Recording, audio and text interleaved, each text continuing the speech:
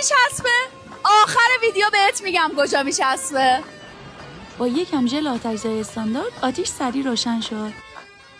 راز چنجه خوشمزه اینه که راسته گوسفندی بیاض شده رو بدونه که بشوری بهش فلفل سیاه و پاپریکا بزن، در نهایت روی آتیش نمک بزن.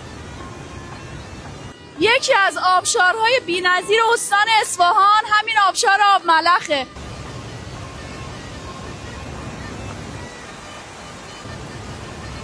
یادمون نمیره که زباله هامونو با خودمون برگردونیم.